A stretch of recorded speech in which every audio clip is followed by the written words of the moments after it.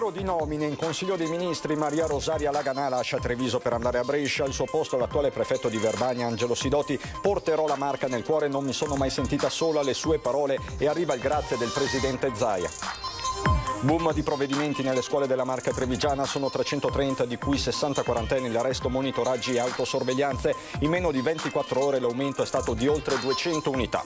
Aumentano le quarantene dopo il rientro dalle festività, i municipi sono a rischio paralisi e ricorrono allo smart working in maniera massiccia. Situazione in evoluzione anche nei trasporti, oggi soppresse 90 corse. Indagine di Assindustria, Veneto Centro, assenti per quarantena il 9,4% dei dipendenti delle aziende di Treviso, 3 imprenditori su 4 favorevoli all'obbligo vaccinale. E in attesa del ritorno dei turisti, molti hotel della Marca si sono riconvertiti, alcune stanze sono state destinate ai lavoratori smart working o le sale alle assemblee di condominio. Grave incidente a Pieve del Grappa, si ribalta con l'auto finendo in un fossato, miracolato l'automobilista, una 72enne, a paese nello scontro tra due auto, rimasta ferita una trentenne.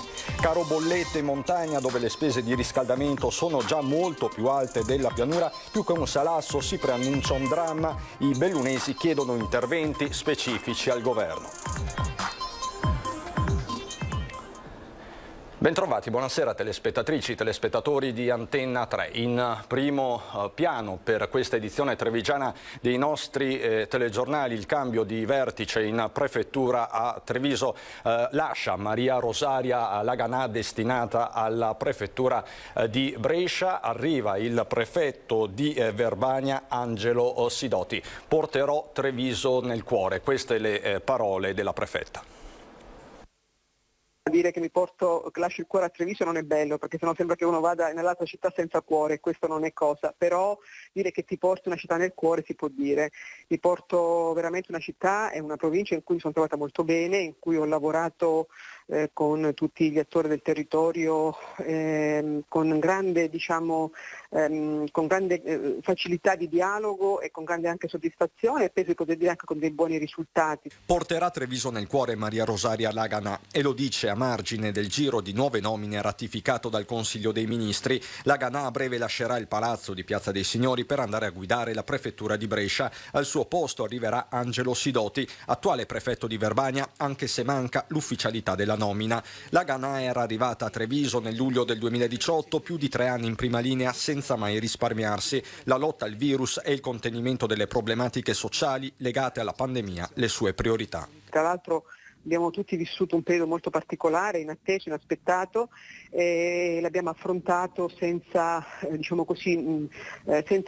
eccessivi patemi, almeno io parlo dal mio punto di vista personale, ma credo valga anche per gli altri, per i sindaci, per tutti gli altri operatori economici, insomma, al di là delle difficoltà che abbiamo incontrato, non mi sono mai sentita sola nell'affrontare queste emergenze, e questo credo sia un fatto importante. Una rete solida quella trevigiana per Laganà, un territorio che può e che deve uscire da questa delicata fase, ripartendo dall'eccellenza delle sue produzioni e dalla lotta alla criminalità organizzata, particolarmente attratta dalla ricchezza. Vocato alla legalità, quindi che mantenga tutte le sue caratteristiche di territorio ricco, attrattivo, di grandi imprenditori, di grandi capacità di fare, di essere volano economico non solo ovviamente per la regione ma addirittura per il paese, di essere conosciuto in tutto il mondo per le sue 1000 eccellenze, ma al tempo stesso, e questo in un momento particolarmente importante, topico come questo dopo la ripresa dalla pandemia, di essere preservato da quello che sappiamo essere dei pericoli incombenti che già in altre province di questa regione hanno già fatto danni. Complimenti per la nomina al dottor Sidoti, un ringraziamento per il lavoro svolto da Laganà. Queste le parole del presidente della Regione Veneto Luca Zaia. Mai come in questo difficilissimo momento la totale collaborazione tra le diverse istituzioni è necessaria e importante per fare squadra e fronteggiare al meglio la nuova ondata di Covid in corso. Queste le parole del governatore. E a proposito di ondata di Covid in corso, lo dimostra questa questa fiammata, i numeri che arrivano dalle scuole, sono 330 le classi nella Marca trevigiana oggi interessate da provvedimenti, 203 in più rispetto a ieri sera, 60 quelli in quarantena, le restanti in monitoraggio o autosorveglianze. Con la ripresa delle lezioni, come ci si aspettava, si registra un incremento importante del flusso di accesso ai Covid Point. Per questo l'ULSS 2 è corsa ai ripari e da oggi i Covid Point di Castelfranco, Casiere e Conegliano saranno dedicati esclusivamente al monitoraggio scolastico per gli alunni con accesso programmato. Questo c'era stato anche tra l'altro anticipato dal direttore Benazzi domenica sera. Gli studenti che frequentano le scuole dell'Opitergino Mottense devono recarsi invece al Covid Point di Oderzo. Ogni punto tampone sarà dedicato a determinati comuni che fanno riferimento alla sede della scuola frequentata e non alla residenza dell'alunno. Il personale scolastico coinvolto nel provvedimento deve invece recarsi presso i punti tampone aperti a tutta la popolazione, non quindi nei Covid Point dedicati agli alunni. Questa un'importante precisazione da parte dell'ULSS 2 Marca trevigiana. Dicevamo i numeri del contagio anche oggi, oltre 20.000 casi, anzi circa 20.000 casi in tutta la regione del Veneto, oltre 3.000 nella sola provincia di Treviso, ed è allarme e quarantene anche nei municipi e in provincia a Treviso. Il rischio è quella di una paralisi del sistema pubblico. Il rischio è che i servizi vengano meno. Guardo da sindaco del comune di Castelfranco Veneto, già con un organico compresso, tirato all'osso, la percentuale di persone che vanno in quarantena anche nei comuni si riflette nelle percentuali fisiologiche che ci sono, e qualche dipendente oggi risulta essere in quarantena. Un possibile scenario allarmante è quello del blocco dei servizi amministrativi comunali in un momento in cui il virus continua a registrare record di positività, ma soprattutto in vista del picco di contagi annunciato per il 23 gennaio dal presidente Luca Zaia. Il rischio è quello di una paralisi del sistema pubblico causato dalla mancanza di personale operativo e dalle lente procedure normative per l'assunzione di nuovi dipendenti, ma le opportunità non mancano. Le opportunità in termini di capacità assunzionale degli enti locali oggi si aprono diversi concorsi e quindi assunzioni nelle pubbliche amministrazioni, e vi è la pregiudiziale di avere il Green Pass, è noto questa cosa, quindi invito anche coloro che sono alla ricerca di un posto di lavoro nella pubblica amministrazione di farsi una ragione in più per vaccinarsi. E a Treviso sono 40 dipendenti comunali assenti, numeri che al momento non preoccupano l'amministrazione. Un dato infatti che tradotto in percentuale rappresenta l'8% del comparto operativo complessivo. In questo momento molte delle persone, li ringrazio, dei dipendenti pubblici in quarantena asintomatici, quindi che non hanno problemi, stanno continuando a dare il loro supporto anche da casa o in smart working o tramite il telefono. Noi stiamo monitorando la situazione ufficio per ufficio, perché è chiaro che una percentuale può essere molto più forte in un ufficio rispetto a un altro, e dei servizi sono servizi essenziali a differenza di altri che sono prorogabili. Situazione invece più delicata in altri comuni come quello di San Zenone. Il municipio la settimana scorsa infatti ha chiuso le porte ai cittadini per un'intera giornata, emergenza però rientrata. Dei 21 dipendenti comunali, 8 tornati in presenza, il rimanente invece in smart working. È un momento in cui tutti dobbiamo darci una mano, le parole del sindaco di San Zenone, Fabio Marin, in prima linea in questi giorni a coprire anche il lavoro dei dipendenti in quarantena. E a proposito di assenze nei servizi pubblici, rimane complessa la situazione di trasporti.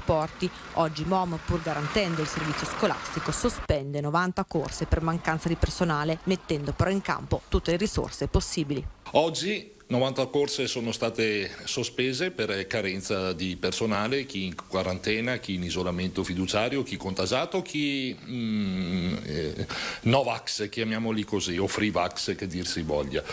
L'azienda MOM ha reperito tutte le risorse possibili e immaginabili e da lunedì avrà 15 nuove assunzioni, e quindi è verosimile che da lunedì si torni a pieno regime e con le normative vigenti, nella speranza anche che si faccia chiarezza, perché un po' di confusione c'è sull'utilizzo, sul controllo del Super Green Pass.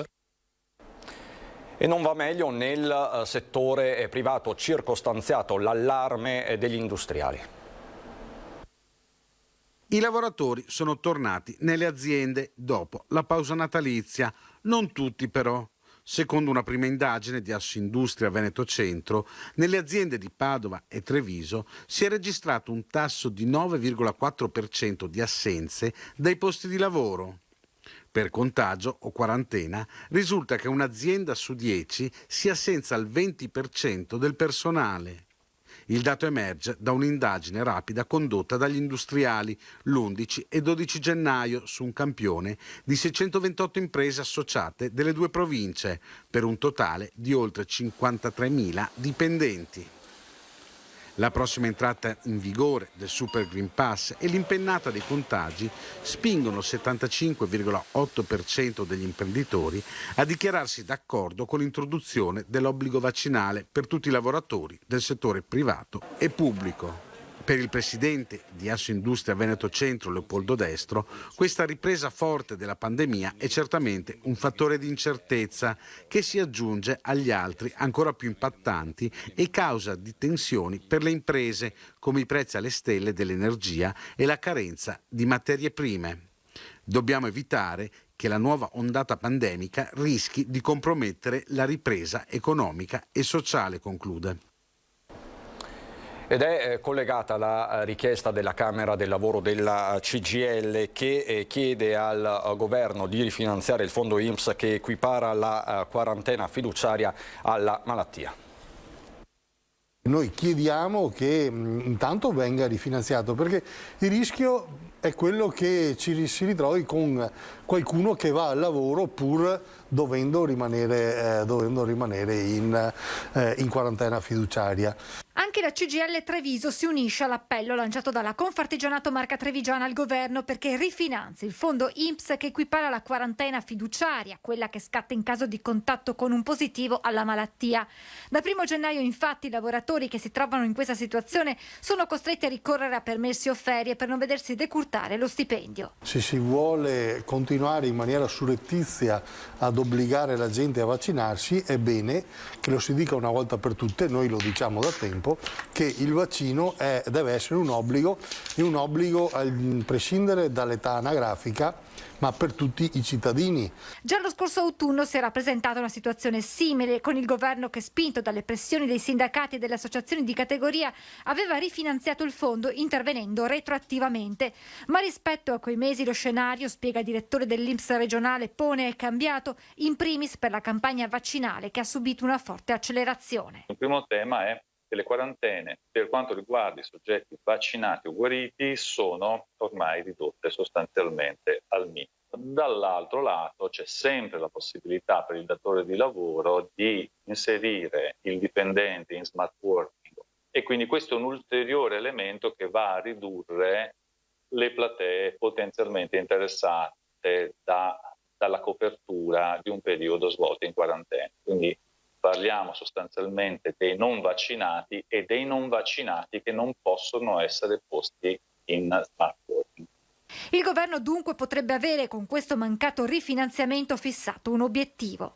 La scelta del governo di non finanziare la misura è anche una scelta nel senso di non intervenire mettendo risorse pubbliche per il finanziamento di una misura, appunto la quarantena, laddove questa sarebbe potuta essere evitata attraverso una scelta di vaccinazione operata da parte del lavoratore. Intanto anche la CNA del Veneto si unisce alla richiesta di rifinanziare la malattia per le quarantene e parallelamente chiede di prorogare per i primi mesi del 2022 gli ammortizzatori sociali con causale Covid fino alla conclusione dello stato di emergenza. E a proposito di smart working, sono sempre di più i lavoratori che prenotano le camere d'albergo per poter svolgere quindi le mansioni, un fenomeno che si sta registrando in diversi alberghi della Marca Trevigiana.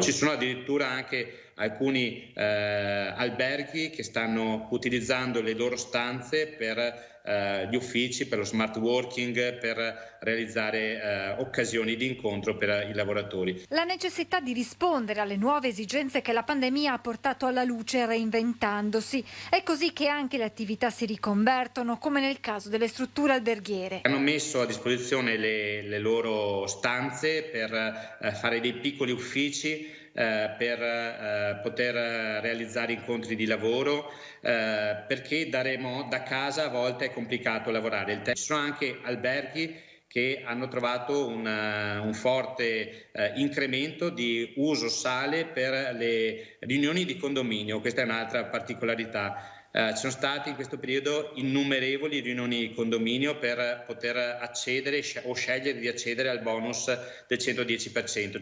Ma è l'attuale situazione che spinge in generale a ripensare un modello economico che dà comunque confortanti segnali di ripresa. Succede nel terziario, che nel terzo trimestre del 2021 nella Marca trevigiana vede importanti segni positivi, portando Treviso al quarto posto tra le province del Veneto per numerosità imprenditoriale. Sono i dati del rapporto di Ebicom, ente bilaterale del terziario, che evidenzia anche una crescita della voglia di fare impresa, con 142 figure in più registrate nel secondo trimestre, a cui si aggiungono le 387 del periodo precedente. Significativo anche l'incremento degli imprenditori under 30, più 3,7%, pari a 97 nuove unità. Questa è una tendenza nuova che stiamo misurando da qualche tempo e è una tendenza che va assolutamente considerata. Il tasso di imprenditorialità giovanile in tutta Italia, ma anche nel nostro territorio, era da anni in costante calo. Oggi notiamo che c'è una crescita che è persistente e va assolutamente sostenuta. Nuovi imprenditori che vanno accompagnati e sostenuti nel loro impegno, ma parallelamente è necessario un percorso di riqualificazione per gli over 50 che invece escono dal mercato del lavoro. In questo senso dobbiamo essere in grado, noi in particolare come ente bilaterale, di offrire strumenti per la riqualificazione e la ricollocazione di queste persone.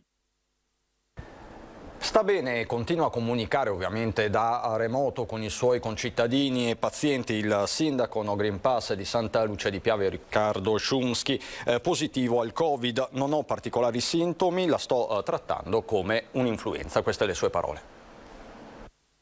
Bene, devo dire bene, insomma, siamo in sesta giornata, ho avuto un raffreddore e un po' di raucedine, nulla di più finora. E credo che insomma non dovrebbe diventare di più, anzi questo è già meglio. Insomma. Io ho preso un po' di antinfiammatori come si fa all'inizio, il Plaquenil, che è il mio dogma che ho sempre preso come dal primo sintomo, insomma, collegabile prima di avere il tampone. Ha applicato su di sé il metodo che da tempo condivide con pazienti e sostenitori Riccardo Szumski, medico e sindaco ribelle di Santa Lucia di Piave, da circa una settimana in isolamento causa virus, quarantena che sta trascorrendo tra centinaia di chiamate da tutta Italia. Szumski, paladino delle cure domiciliari, tiene la linea che lo ha portato nel vortice della polemica politica e sanitaria, culminata con la radiazione dall'Ordine dei Medici, contro cui ha presentato ricorso e che in attesa di una pronuncia definitiva lo vede ancora esercitare. Il virus se ne frega di tutti i tentativi di intrappolarlo, no? Szumski, che guarda inevitabilmente con interesse l'annuncio del premier spagnolo Sánchez, che vuole cambiare approccio nei confronti del virus e trattare il Covid come un'influenza. Questo in un paese, va detto, che comunque registra un record di vaccinazioni, l'85%. Mi fa piacere, perché probabilmente è una qualcosa che io ho detto tanto tempo fa, che forse andava affrontato con più serenità, con meno terrorismo. Si dica che sono rimasto sempre d'accordo, cercando di curare, come si è sempre fatto, le influenze. Ma i fronti aperti dal sindaco di Santa Lucia sono diversi. È di queste ore la pubblicazione di una sentenza della Corte d'Appello di Venezia che, confermando la pronuncia di primo grado, impone al Ministero dell'Economia di restituire circa 110.000 euro al Comune per il mancato trasferimento dell'ICI sui capannoni tra il 2001 e il 2009. Che non siamo l'unico comune che ha vinto, diciamo, ci sono altri in Italia. La prenda atto che su questo, ai sensi di legge,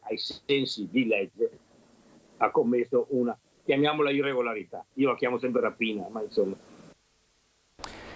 Ed è incandescente il clima dal punto di vista politico a Montebelluna dopo un post contestatissimo di un consigliere comunale di maggioranza. A Montebelluna i giorni scorsi un consigliere ha condiviso dei post che mettevano sullo stesso piano le vaccinazioni e il nazismo, una cosa francamente inaccettabile. Il consigliere comunale Walter Baseggio ha forse espresso troppo apertamente e in maniera accusatoria la sua opinione sulle vaccinazioni. Affermazioni e prese di posizione che una volta pubblicate sulle piattaforme social potrebbero diventare alquanto fuorvianti per i cittadini, specialmente se a pubblicarle è qualcuno che riveste un ruolo pubblico. Spero e credo e chiedo che questi amministratori pubblici chiedano scusa dicendo in maniera chiara da che parte stanno. È netta la presa di posizione contraria alle affermazioni di Baseggio del sindaco di Montebelluna, anch'esso leghista come il consigliere. Credo che il consigliere volesse dire altro, sinceramente detto assolutamente in modo infelice e, ripeto, assolutamente ingiustificabile. Dico solo, stiamo attenti a sbattere il mostro in prima pagina, perché chi conosce il consigliere in questione sa perfettamente che è una persona generosa, buona, che si mette a disposizione di tutti. E fra chi ha rivestito un ruolo pubblico in passato a Montebelluna c'è anche l'ex consigliere Gianni Pellizzari, che appoggia la posizione del consigliere Baseggio. Sono molti di più quelli che hanno dubbi su questi vaccini. Sono oltre il 30%, cioè per una percentuale pari a quelli che sono contrari, però di questo 30% c'è un 20% che è stato costretto a vaccinarsi per poter mantenere la famiglia. E in merito all'atteggiamento di Baseggio, l'ex sindaco di Montebelluna Marzio Favero scende in campo dicendo che il consigliere va richiamato perché ha chiaramente sbagliato a esprimere tesi Novax, dimenticandosi di rivestire un ruolo pubblico, e ribadisce, confermando a sua volta quello già detto dal sindaco Bordin, che Baseggio non merita la gogna pubblica. Ma allora quale sarebbe l'alternativa alla scienza? La superstizione, così conclude l'ex sindaco Favero. La cronaca: è stato fermato per un controllo e dalla macchina è spuntato un coltello della lunghezza di 20 centimetri. Accaduto a Treviso, denunciato per porto abusivo di armi atte ad offendere un 19enne incensurato trevigiano. Il giovane stava transitando con la sua auto in piazzale Duca d'Aosta quando i carabinieri della pattuglia del radiomobile lo hanno bloccato. Perde il tablet, ma poi grazie ad una app e con il supporto dei carabinieri ritrova il suo dispositivo, denunciato un 22enne. Aveva dimenticato il tablet del valore di circa 1.000 euro sul tettuccio della sua macchina in un parcheggio nel cuore di Treviso. Un imprenditore trevigiano di 60 anni poco dopo si è accorto di non avere più con sé il dispositivo. Quando è tornato sul posto non c'era già più, infatti a prenderlo è stato un 22enne ivoriano che avrà pensato di aver avuto una bella fortuna a trovarlo. Peccato, si tratti di un oggetto identificabile, con l'obbligo quindi di portarlo alle autorità per essere poi riconsegnato al legittimo proprietario. Invece il giovane straniero ha pensato bene di prenderlo e salire su un autobus per tornare a casa. L'imprenditore si è rivolto ai carabinieri che, grazie ad un'app, ha seguito lo spostamento del dispositivo. Con il GPS del tablet i militari lo vedevano spostare tra le vie del centro, poi uscire dalle mura. I carabinieri hanno intercettato il giovane a paese mentre stava rincasando. Tranquillo, stava addirittura pensando di portarlo ad aggiustare perché si era scheggiato. Il giovane è stato però denunciato per furto. Il tablet è tornato nelle mani dell'imprenditore. Grave incidente oggi a Pieve del Grappa, si ribalta con l'auto finendo in un fossato, è miracolato un uomo di 72 anni. Ha tentato di evitare la collisione con un'altra macchina che proveniva dal senso opposto, ma ha perso il controllo ed è finito dentro il fossato. La vettura si è capovolta su un fianco, il conducente è uscito con le sue gambe, solo qualche scoriazione per l'automobilista 72enne residente a Fonte. L'incidente è avvenuto intorno alle 10:30 a Pieve del Grappa. Sul posto sono arrivate l'ambulanza, l'automedica del suo Medic Crespano, l'elicottero di Treviso, oltre ai vigili del fuoco. L'uomo per fortuna non ha riportato nessun trauma. A Paese questa mattina, poco prima delle 9, 2 auto per cause in corso di accertamento si sono scontrate. Ad avere la peggio una trentenne che è rimasta incastrata nell'abitacolo. Solo l'intervento dei vigili del fuoco ha liberato la donna. Portata in ospedale a Treviso, non è in pericolo di vita. Sul posto la polizia locale di Paese. La viabilità su via Montello ha subito rallentamenti. In serata, tra l'altro, un ciclista di 78 anni è stato investito da un'auto in via Postumia a Villorba. L'uomo è stato trasportato in ospedale dal suo EMA 118. Le sue condizioni non sarebbero però gravi. In viale della Repubblica un altro incidente senza gravi conseguenze. Uno scooter è stato urtato da una macchina. Lesioni lievi per il conducente. E a proposito di sicurezza stradale, tema sempre attualissimo, questa mattina c'è stato un importante incontro in provincia. Un 2021 nero per gli incidenti stradali mortali, un anno che si conclude con 58 decessi sulle strade della provincia, un numero allarmante in crescita rispetto al 2019. Secondo i dati, il mese più caldo è agosto, il giorno di massima incidenza, la domenica, e la prima causa rimane la distrazione per il cellulare. E in tema di sensibilizzazione sono tante le iniziative proposte dalle associazioni alla provincia, tra queste il suggerimento di partire proprio da un messaggio ai giovani. Iniziare con dei messaggi diversi, tipo sul mondo giovanile coinvolgere dei testimonial, di influencer. L'anno scorso sono stati deliberati oltre 30 milioni di euro in regione, 12 milioni di euro nella provincia, capire se i 94 comuni con l'incontro di oggi iniziano a fare dei bandi comunali specifici per quanto riguarda l'educazione stradale, la formazione, le autoscuole, le scuole, il controllo per quanto riguarda l'abuso dei cellulari in auto. Ci sono dei numeri spaventosi, dobbiamo assolutamente, istituzionalmente, far qualcosa. Fare qualcosa, obiettivo anche dell'Associazione Nazionale Controllo del Vicinato, che si mette a disposizione dell'iniziativa proposta. Noi abbiamo una rete sul territorio data dai gruppi di controllo di vicinato che aderiscono alla nostra rete, quindi c'è questa possibilità di trasmettere anche questi messaggi perché raggiungano il maggior numero possibile di persone. Giovani, zona calda dove si gioca la partita chiave alla sensibilizzazione della sicurezza stradale, ed è da qui che partono i progetti già attivi della provincia. Stiamo facendo sensibilizzazione, campagne di informazione e di formazione alle scuole, oggi rivolte agli studenti delle quarte e delle quinte delle secondarie di secondo grado. Abbiamo ripreso per far capire insomma quanto sia importante assumere comportamenti corretti durante la guida. Il Tribunale Superiore delle Acque Pubbliche di Roma ha rinviato l'attesissima decisione sul bacino di laminazione previsto sulle Grave di Ciano del Montello in comune di Crocetta, una diatriba legale che vede il comune di Crocetta contro la regione del Veneto, un'opera che dovrebbe contenere circa 35 milioni di metri cubi d'acqua in caso di piena, supportando la golena del Piave. Il mio principale obiettivo resta la sicurezza, su quest'opera si sono espressi fior di ingegneri idraulici. La mia fiducia nei confronti dei giudici è massima, dice l'assessore regionale alla protezione civile e all'ambiente Giampaolo Bottaccina. Di tutt'altro avviso Marianella Tormena, sindaco di Crocetta. Speriamo che la giustizia faccia il suo cammino e si renda conto dello scempio che si andrebbe a creare con costi esorbitanti per la collettività e senza risolvere il problema. Insomma, rimane il muro contro muro. Andiamo adesso a Belluno.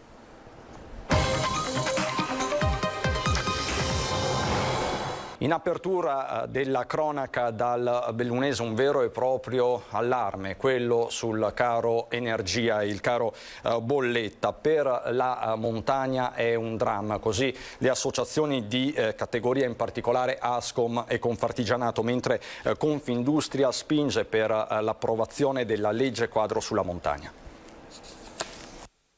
Un piccolo negozio avrà circa 6.000 euro in più di energia da spendere in un anno.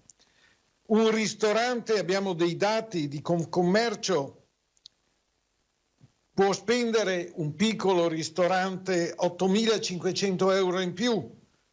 Un albergo addirittura 20.000 euro in più. Dà consistenza al caro bollette Paolo Doglioni, numero uno dei commercianti bellunesi, in una montagna dove le spese per l'energia sono da sempre voce determinante, ma in questo primo scorcio del 2022 l'allarme è su più fronti. Questo è un cocktail disastroso se poi noi pensiamo a tutto quello che oggi la montagna deve subire.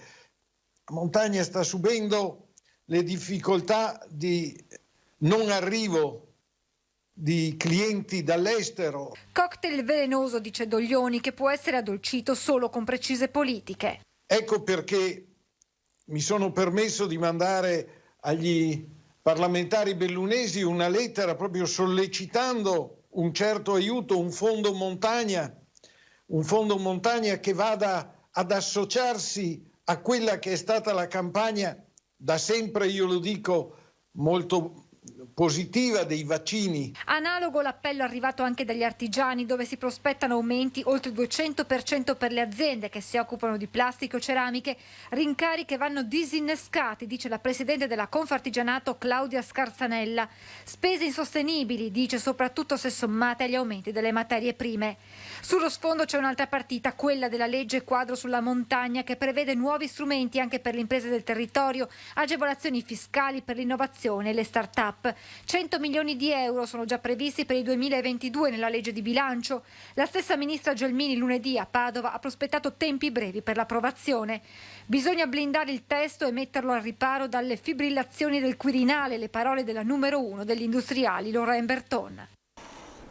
E a chiedere formalmente tempi brevi per l'approvazione della legge quadro sulla montagna è stato oggi il presidente della provincia di Belluno, Roberto Padrin, che nel pomeriggio è intervenuto da remoto nel corso della 10ª Commissione Attività Produttive della Camera dei Deputati. Padrin ha parlato per conto di tutte le province montane, presentando un'indagine conoscitiva dell'UPI, l'Unione delle Province, sulla ripartenza della montagna. Due le principali richieste: da un lato sostegno ad hoc per le attività economiche, soprattutto turistiche, dall'altro un piano di screening sui turisti dall'estero in modo da agevolarli per l'effettuazione in loco dei tamponi. Si è parlato anche della necessità di fondi per le infrastrutture e la mobilità tra le valli. E ritorniamo al caro bollette, perché l'allarme non riguarda soltanto le associazioni di categoria, le imprese, ma anche le famiglie bellunesi. È un bel problema, perché dobbiamo anche scaldarci, quindi penso che dovrebbero abbassare un pochino, soprattutto per noi. Sono io che attendo anch'io quella del metano e quella dell'energia elettrica, ma un bel guaio sarà. Hanno stanziato dei miliardi, vedremo cosa riusciremo ad ottenere. I camini che fumano incessantemente, riscaldamenti al massimo, sullo sfondo le temperature del periodo quando mancano più di 2 settimane ai giorni della merla. In Comelico meno 14 in mattinata. Il cielo sereno, se da un lato rende magico il paesaggio dolomitico, dall'altro fa battere i denti. Chiaro che da queste parti, dove le spese di riscaldamento sono il doppio o il triplo rispetto alla pianura, il caro bolletta più che un salasso è un dramma. Io ho un'azienda che vanno a incidere parecchio, andranno a incidere parecchio, con dei risultati sicuramente negativi per quanto riguarda proprio l'apertura e la chiusura dei locali. Accanto alle categorie economiche sono le stesse famiglie bellunesi a chiedere interventi specifici per chi vive in montagna. Devono risolverla Draghi e i ministri, noi non possiamo fare assolutamente nulla perché abbiamo organizzato male la fornitura di energia in tutti i sensi, perché noi siamo ancora allacciati a vecchi schemi.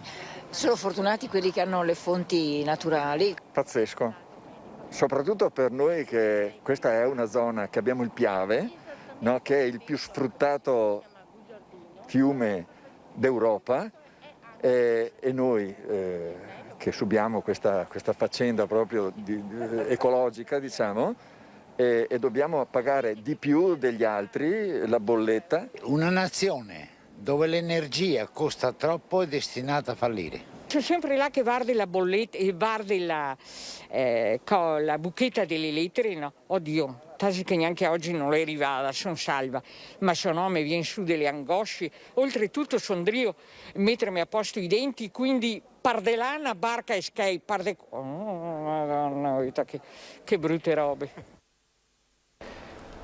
Insomma, problemi molto concreti, e concludiamo con una comunicazione di servizio che riguarda le vaccinazioni di fascia pediatrica. Nel weekend sono in programma 2 sedute vaccinali per i bambini ad accesso libero. Sabato 15 gennaio dalle 9 alle 18 al Palaskating di Sedico, domenica 16 gennaio dalle 15 alle 18:30 al Centro Prelievi di Feltre.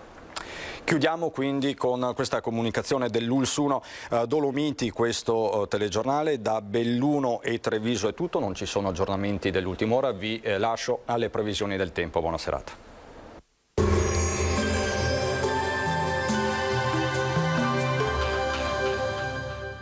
Aglio bianco Polesano DOP, oro bianco del Polesine, prezioso alleato della salute con uniche e molteplici proprietà. Scegli Aglio bianco Polesano DOP. Benvenuti al Meteo. L'alta pressione consolida la sua presenza sull'Italia, dunque anche sul nostro territorio le previsioni sono decisamente buone. Vediamo il dettaglio di giovedì 13 gennaio. Sul Veneto permangono condizioni di tempo stabile con cielo sereno, possibile qualche nebbia nelle prime ore sulla pianura meridionale, precipitazioni assenti. Venti in pianura fino al mattino, bora moderata a tratti tesa sulla costa. Nel corso del pomeriggio tendenza ad attenuazione e rotazione dei venti da ovest. Temperature sostanzialmente stazionarie, minime sotto zero dappertutto, massime tra 4 e 6 gradi. Ci spostiamo ora sul Friuli Venezia Giulia, anche in questo caso non cambia lo scenario, ampio soleggiamento ovunque e cielo limpido. Temperature minime tra -3 e 1 grado, massime sui 6-9 gradi. Infine diamo uno sguardo alla situazione del Trentino Alto Adige, dove avremo un ampio soleggiamento. Sarà una giornata con cielo anche qui terso e limpido. Temperature minime intorno ai -2 gradi, massime sui 7 gradi all'incirca. Dal meteo di Antenna 3 per ora è tutto, grazie per l'attenzione e arrivederci al prossimo aggiornamento.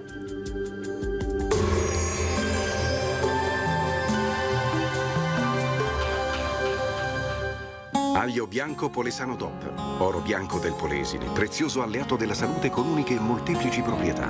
Scegli Aglio bianco Polesano DOP.